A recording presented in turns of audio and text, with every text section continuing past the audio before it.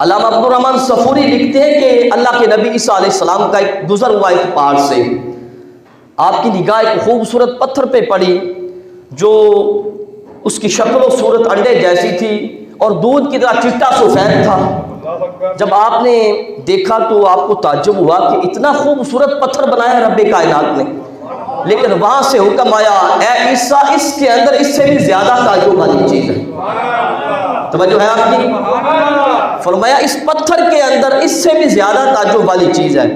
عرض کیا باری تعالیٰ وہ اور زیادہ تعجب والی چیز کیا ہے وہ بھی دکھا دیں۔ اللہ کے نبی کی عرضی تھی، معروضہ قبول ہوا، وہ پتھر پھٹ گیا۔ عیسیٰ علیہ السلام نے کیا دیکھا کہ اس پتھر کے اندر ایک اللہ کا بندہ عبادت میں مشغول ہے، اس کے دائیں طرف انگور کا درخت ہے، بائیں طرف پانی کی نہر جاری ہے، اور وہ اللہ اللہ جپنے میں مشغول ہے، اللہ کی عبادت میں مشغول ہے۔ عیسیٰ علیہ السلام نے اسے فرمایا کہ تم کون ہو اور کب سے یہاں عبادت میں مشغول ہو؟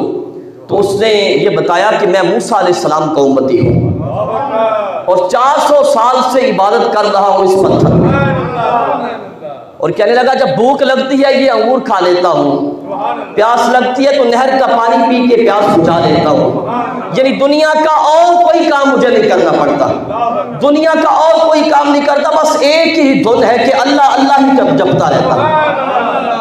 اللہ کی عبادت میں مشغول رہتا ہوں۔ اب اللہ کے نبی عیسیٰ علیہ السلام کا تعجب اور بڑھ گیا کہ اے اللہ اس سے زیادہ تو نیک بندہ بھی کوئی نہیں ہوگا کہ تو 400 سال سے عبادت میں ہے اور پھر ایسی جگہ پہ عبادت کر رہا ہے جہاں پہ ریا بھی نہیں ہو سکتی،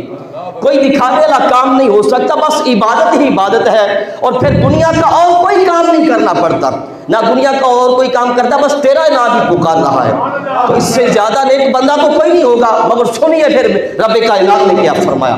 ہمارے حضور کے رب نے کیا فرمایا، فرمایا اے عیسیٰ تیرے بعد آخری نبی میرے محبوب مصطفیٰ کریم تشریف لائیں گے، ان کی امت کو میں ایک ایسی رات یعنی شعبان کی 15ویں رات عطا کروں گا، میرے محبوب کا امتی اگر اس رات میں 2 رکعت نماز پڑھ لے گا تو میں اپنے محبوب کے امتی کو موسیٰ کے امتی سے زیادہ ثواب عطا کروں گا۔